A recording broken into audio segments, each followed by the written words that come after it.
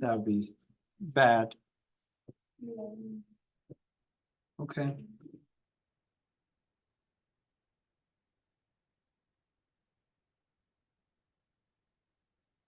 Okay.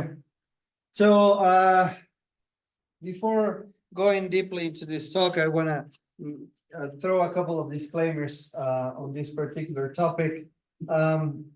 This is my experience. This is the reality and the truths that I come to accept. And I am sharing my views on this topic because I think many times older people don't do that with younger people. We just give the short lessons without providing the context and how we came to some of the things that we end up saying. So I think talking about relationships is not only about giving advice in a relationship, but also showing where it comes from. So I'm going to talk about three of my past relationships and why they, I say horribly failed. I don't know if it was horrible the way they failed, but I mean, shock value, right? It's pretty good. So on that sense, the second disclaimer would be the fact is I am 38. Most of these relationships happened between the years 2000 to 2007. You were barely born at that time, and you are in a very different world. When I went into these relationships, Facebook wasn't even a thing, right? It was just a starting. And if in the majority of the cases, it didn't even exist. We had the internet, but we didn't have social media as you guys know it today. Needless to say that makes my reality or the reality in which this relationship happened and how they happened very different from the way it happened. So one of the things I say is before being with my wife, I had what, if memory serves right, I had 7 girlfriends. And that sounds like a big number for Gen Z because you guys have situationships and different levels of how fucked up a relationship can be before you even call it a relationship. But in the early 2000s, in my reality, in the city where I grew up, well, in Querétaro, and in the school where I was going, when you met a person and you liked the person, you said, hey, want to be my girlfriend? And they say yes. You barely knew each other. You didn't go into months of dating and keeping things casual and things like that. You just were like, hey, this is my boyfriend. I met him yesterday. Like that, that's the way it went.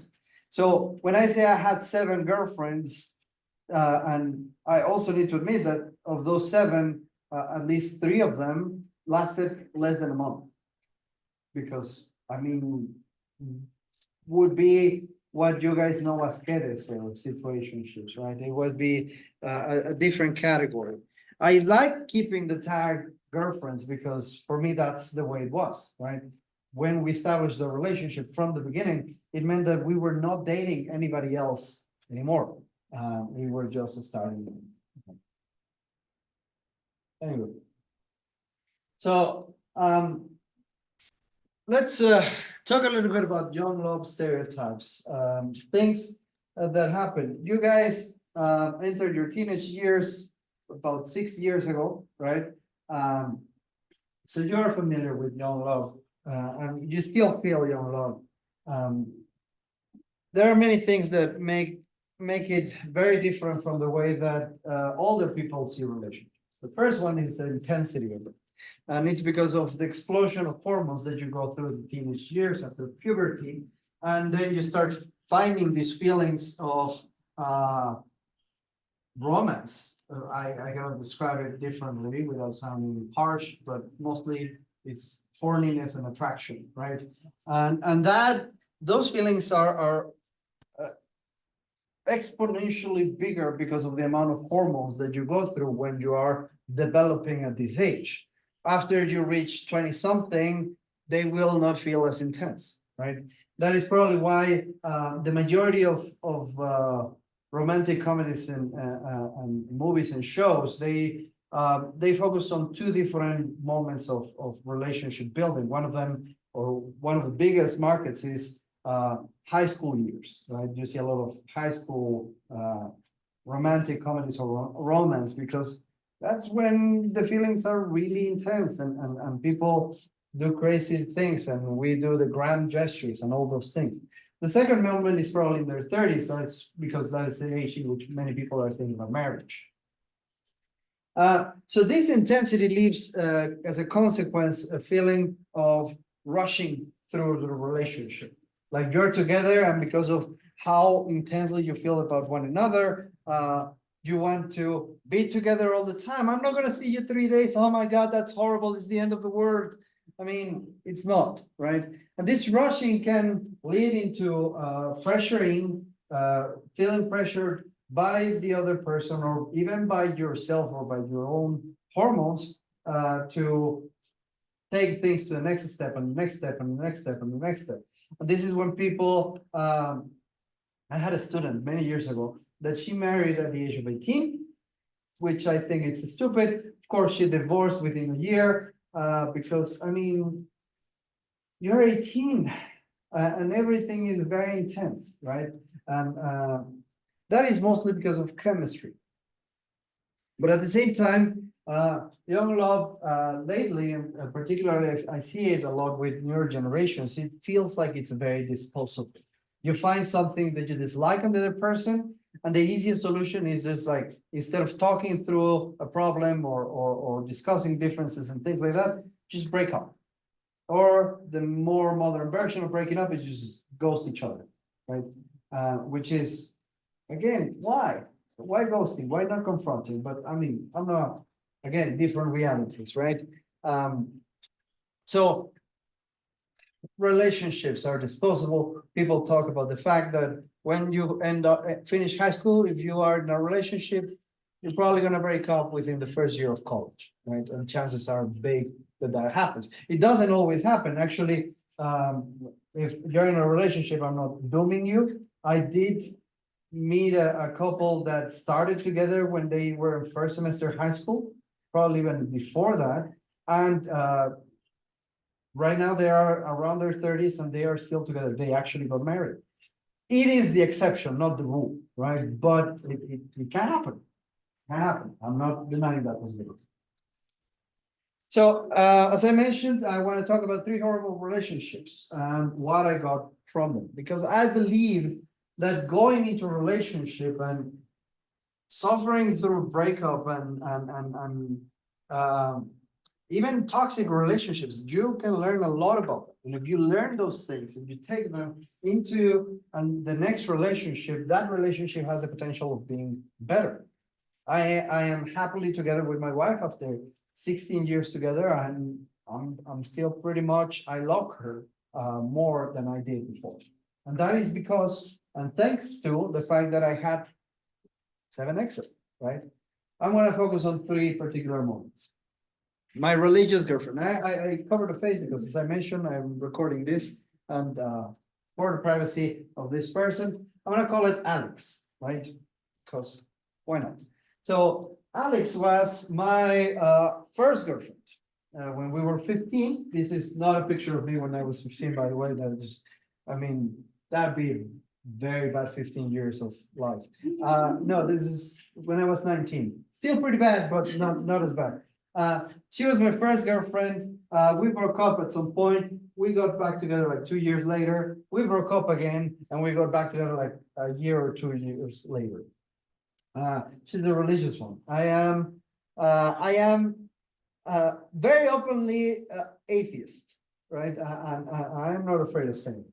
She was a Jehovah's Witness, which is a bad combo, because Jehovah's Witnesses tend to be a little bit intense, and they are into the whole idea of converting people into the religion and all that sort of thing. So what did I learn about this? 3 times girlfriend, but I count it as 1 right now. Ideologies and goals need to match. I mean, you don't need to believe the same thing. It doesn't mean that because you're a Jehovah's Witness, you need to date another Jehovah's Witness. But it does mean that you need to be in a position in which you can respect one another and not try to change for them.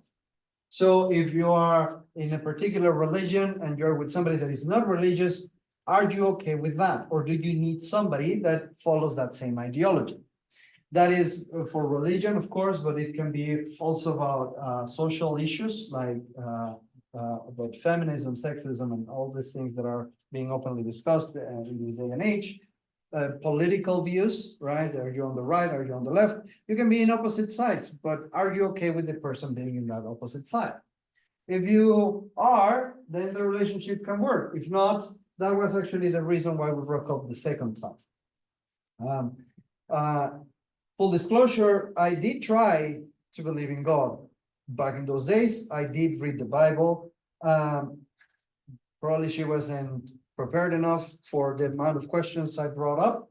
But at the end of the day, it became a reason why we broke up the second time. Goals need to align, of course. If a person wants to have children and you don't want to have children, there is no future in that relationship.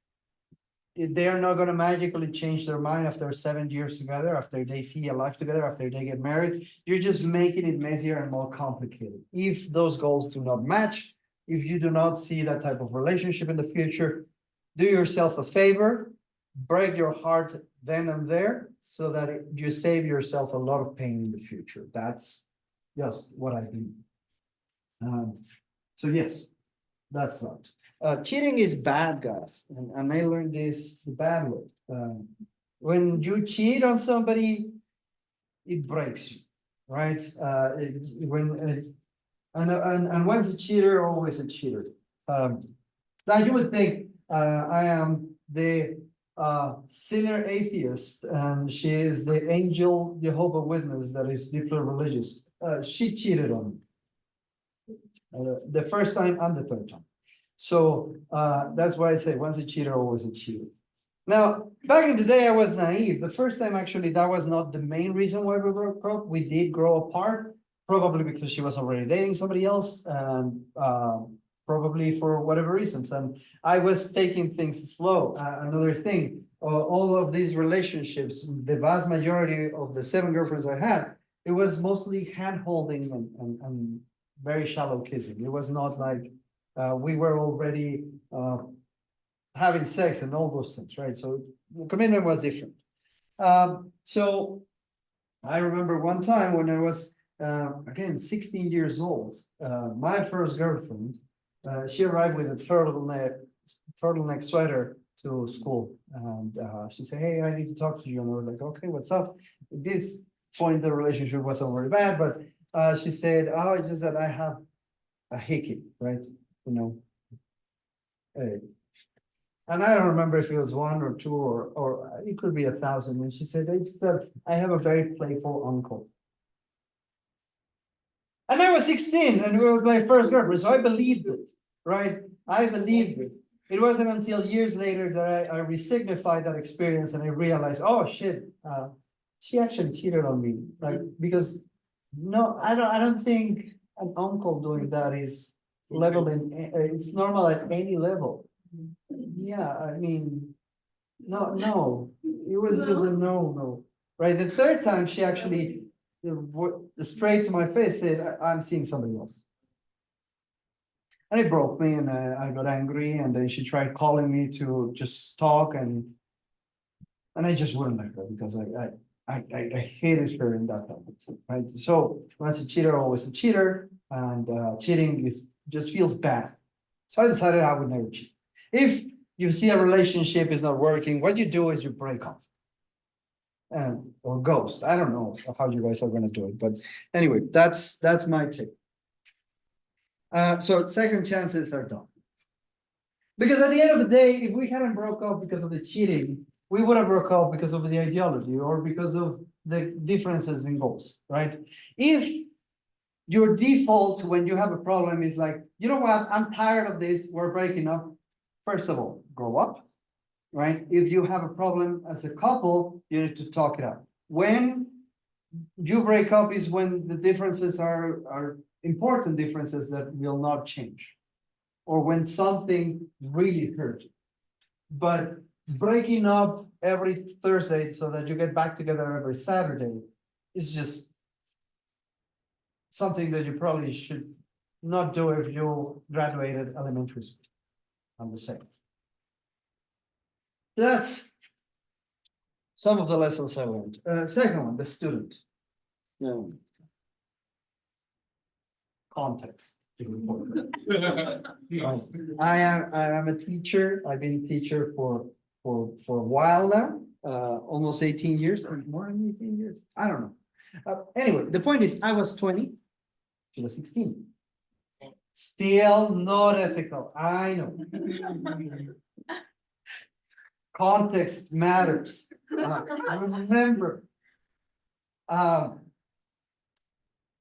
said my relationships at that point, and even at that point, it was hand holding. That was it. That's what we did. We did hand holding and shallow kissing. We would get together, walk around downtown, and sit on the couch and talk. Literally talk. I'm not using euphemisms, right? So I was not sexually abusing a minor. That never happened. Okay. And we lasted a month, right? And when we started dating, she was no longer my student. I was an English teacher in a language center. And I had already finished being her teacher. We continued talking and we eventually became a couple, right? And again, it was different reality. So I think that it's still not the best. I know. I definitely, I'm aware of that, but I want to be honest about this, right? That's also the decision why I said I'll never date a student, right? Like, that's stupid. I don't know why people do it when they are my age. That's just idiotic. Because one thing that became clear to me, well, a couple of things that I learned from this is every one of us has a different side. And this girl, I will call her Diana. Diana, not her real name. Diana fell in love with teacher Jazz. She didn't fall in love with Jazz. This right here is a character. This is not the totality of me. I've said this a few times. People don't believe me until they meet me outside the context of the school. I am deeply introverted. I feel very uncomfortable socializing and talking about random topics, and many of the things these are not easy things for me to do. But as a teacher, I try to be extroverted. I'm playful. I make jokes. It seems I'm very open, etc. So what happens is she falls in love with a side of me. She didn't fall in love with the totality of me. That is problem one. Problem two, or I think a different way of seeing this is falling in love with Captain America without understanding that it's Chris Evans, right? Or Iron Man. Well, Iron Man and Robert Downey Jr. are the same person, but I mean, you get the gist, right? So if you meet a person in a context and you like them, that doesn't mean that you like the person. It means that you like that part of the person. And to truly be with somebody, I think that you need to know the different sides that they can offer, the different realities in which they live, how they are with their family, how they are with their friends, how they are at work, how they are as in your case as a student, how they behave under those circumstances. And if you can be okay with all these different sides, then you probably can be okay with being with that person. If there are parts of them that make you uncomfortable, are those parts essential? Are those parts something that will impact how you will relate in the future? That is also something that we need to consider.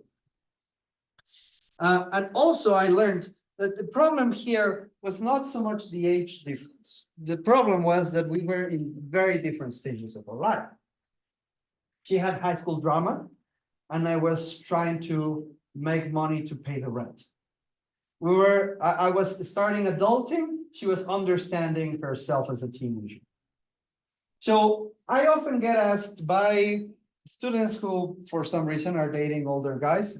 That's not a scandal. If this you guys consider a scandal, but like the high school girl that is dating the college guy. I hear that type of things all the time, and they ask me, is this something that is gonna work? I mean, it depends. Is this a college guy that is about to finish college and enter into getting a job, being independent, moving out of the parents' house, etc., then you're probably not gonna work, right? No likelihood you won't. You can actually be on the same age. You can be both 30 years old, and one of you is living with their parents and the other one is independent. Since you are not really on the same page in that, it is gonna be very difficult to empathize with each other's problems. And in that sense, I think that those relationships are doomed. Again, dated for like 4 weeks and hold it, right? But it became very obvious that that was not gonna work. She was like, I don't know, I need to ask my parents. She wouldn't even let me meet her parents. I mean, it was a whole thing. And it's like, it's not gonna work. We kept in touch for a while after we broke up. I think she still liked me, but honestly, I understood that there was no future there. So I just kept my distance. So that's another important lesson. The model. She used to be a sort of a model when she was younger than when we started dating. I think she did runways and things like that. So she was very much into all that reality of models, which is very stereotyped, and from what I learned dating her, most of those stereotypes seem to be very grounded on something. That idea of being shallow, over worried about their body, eating disorders and all that generated problems. So what I found with this girl, that I will call her Ocean. Ocean had a lot of baggage, meaning that she had gone through being criticized, being in those situations, but she had also had more than a few previous relationships, right? Which I don't think it's a problem. It becomes a problem when you bring the negative parts of those relationships into the new relationship. And that is something that she constantly did, right?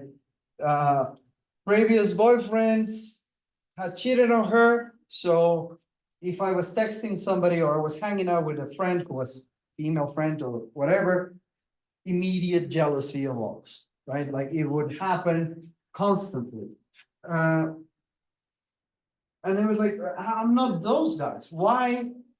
The fact that you're dating me because I'm not those guys.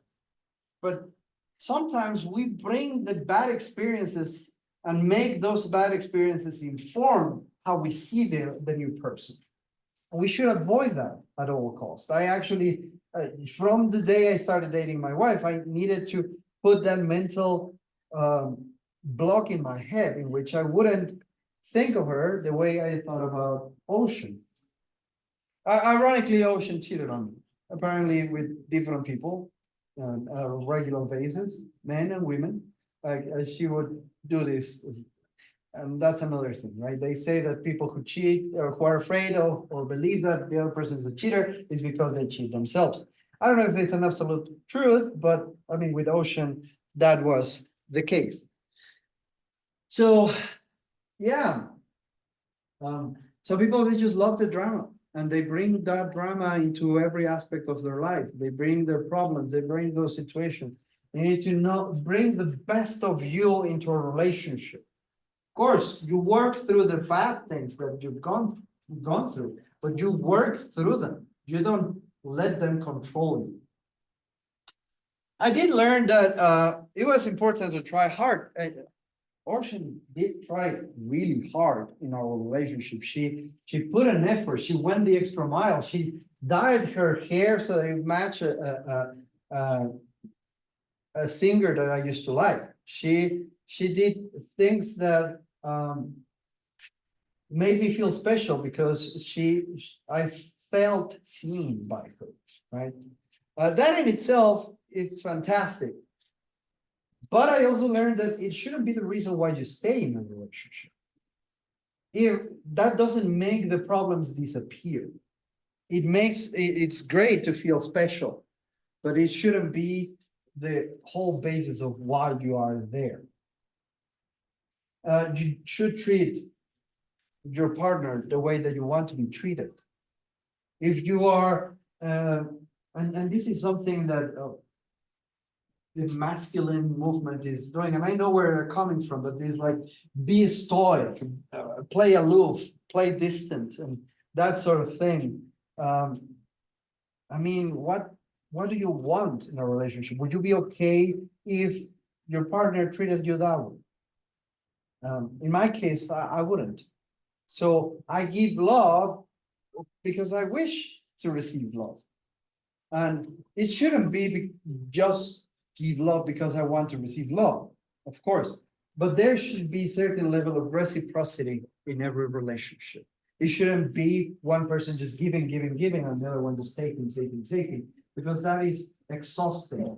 That is, if you're just taking, you're just being narcissistic. You're in an ego trip. What you want is not a partner, you want a fan, right? A mega fan. The other day I heard an air conditioning. I'm not a fan of an air conditioning. That's just so dumb, but I think it's fun. Anyway, so that Ocean was the seventh ex-girlfriend, right? I actually lived with her for a period of time. It was horrible. The relationship was super toxic, by the way. It was probably the best and the worst at the same time of all my exes, which is fun. It's exciting. But finally, I came to my wife, and I don't censor her because I don't know, probably feel entitled to and say, hey, this is my wife. And this is probably the first picture we took together, or at least it was on the very early stages of our relationship. Stephanie. I am her first boyfriend, which is unusual, and it's also a lot of pressure on not bringing the worst things that I had from my previous relationships and try to make the experience of being in a relationship positive for her. We've been together for for 16 and a half years. And I believe our relationship is pretty great. And we have that relationship because I learned the hard lessons with my exes. I don't think any of my relationships went to waste. I don't think any of them are failed. They succeed in making me learn and grow as a person. So with Stephanie, from the fact that I had already been in previous relationships, I proposed a framework under which we could work. And that was CPRT, communication, patience, respect, and trust. And we follow that to the T until this day. Communication is essential in a positive relationship. Believing, we have this stupid ass narrative in our society today, in which we believe that our partner can read our minds. And if they really love me, they should know how I feel. They can't, and they don't. They may guess at times, like throwing a dart and hitting bullseye. They may guess at times, but having the expectation that they always understand how they feel, how we feel. And if I say, I'm fine, thank you. I mean, in the case of, I will stereotypically talk about the experience of being a man. Like when you hear that, you know that it's not fine, but you really don't have a fucking clue of what's wrong. So you're just apologizing for things you haven't done. Like that's how it goes, right? Communication means like telling a person, I'm not fine, this is what's happening, right? I'm taking, I told my wife back in years ago, like, if you tell me that you're fine, I'm just gonna presume that you're fine. So it is your choice whether you fail to communicate something or not, but I really don't know, right? I'm clueless. And we both communicate that way. Sometimes she knows when I want to say something, but I'm holding back. because sometimes I fail at this, right? But she pushes me, and we push each other into having that communication channel open. Patience. I talked to you at the beginning about the intensity of the relationship, about I haven't seen you in 3 days, I really need to see you. No, if you really believe that your relationship is worth having, why do you rush through things? Why do you feel like, oh, okay, we've been together for almost 3 months now, we should have sex? Like, that's not it. A true relationship understands that there are moments and times, and if I do something with you in 3 months or in 3 years, it doesn't make a difference, because we are meant to be together for years to come, if not that forever, right? So we got engaged 3 years into our relationship. We got married 4 years after our engagement, because we were not rushing, and because we were already together. So why do I need to take the next step? That need of taking the next step, it talks more about your insecurity in how that relationship is gonna last. Respect. My wife and I don't match in ideologies many times. Sometimes, in the past elections, she voted for a candidate, I voted for another one. I like certain things, she likes certain things. And the fact is, we don't have to agree, but we respect the fact that you have those views, I have my views, and it's okay. I'm not gonna try to change you. If you change your mind after we have a conversation, that's great. I didn't have that conversation so that we would change each other's minds, but just to talk about what I believe, right? My wife used to believe in God. A couple of years ago, she changed her mind, right? I've always been an atheist, and I wasn't brainwashing her for that. She just changed her mind for whatever reason. And if she becomes a believer again, I'm gonna respect that, because that's respect, understanding that we're different, and that's okay. Trust. If she went out in a conference 6 days with 20 guys, uncommunicated, okay, good for you, have fun. I'll see you when you get back. If you think that you need to be vigilant of your partner so that they stay faithful, then you don't really trust your partner. You're receiving all these messages from this girl. Who is it? Oh, she's a friend. Oh, okay. That's it. That should be the end of the conversation. You shouldn't be like, oh, she's doing. If your partner faces a situation in which somebody is liking them too much, or it's pushing themselves into that relationship, and you're afraid that they're not gonna say no, then you probably shouldn't even be together, right? That's my belief. I believe that you need to trust the person. It doesn't, you're texting somebody, I don't know who it is, I don't care, right? Why should I worry about that? I also learned that chemistry is great at the beginning. It jumpstarts the relationship. It's probably what attracts people to even start having a conversation and try to be together and try to build something. But at the end of the day, all science tells you is that chemistry is gonna disappear. The science estimates are somewhere between a month and a couple of years. And if you're lucky, 5-6 years, those butterflies in the stomach, chemistry again is great, but it goes away. If you are thinking about seriously being together for a long time, if not that forever, and you are one of those people that is like, it's just that we fell into this monotony and this routine, and people are so afraid of that word, routine. And this new guy is so exciting, it's passion, and I feel like I hadn't failed in 10 years. I'm sorry, that's not love. That's chemistry. You're horny for another person, that's normal. But that's not love, right? That's not a long-lasting monogamous relationship. It's not built on butterflies in the stomach, because those they just disappear. I see my wife and I love her deeply. I cannot truly or truthfully say that every time I see her, every time we kiss, I feel like I was 16 again. I don't. It's ridiculous. Sometimes I see her, particularly when she is sideways. I just see her and I see that beautiful profile I first saw 17, 18 years ago when we met for the first time. And I remember and I feel those parts. Right? But it's, I mean, billions of people, at least millions of people, would bring those butterflies in your stomach. You need to know what they mean. An actual relationship requires compromise, meaning that sometimes we're gonna do things that I don't wanna do, but you want to do them, so I'll do it, right? And vice versa. Sometimes it's about not just thinking about what makes you feel comfortable, what makes you feel great, right?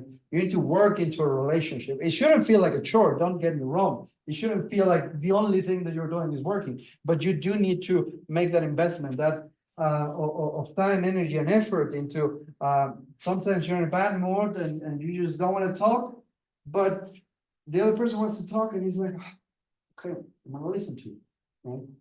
I'm gonna try to talk. Like that requires work. It's not easy to do sometimes. But we do it because we love each other.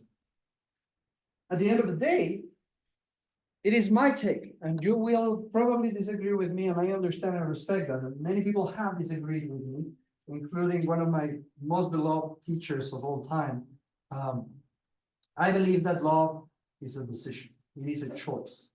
It is a choice to say, this person makes me a better person. I want to be a better person because of this person. It's a choice of saying, I want to build something together. I want to build a life together with this person.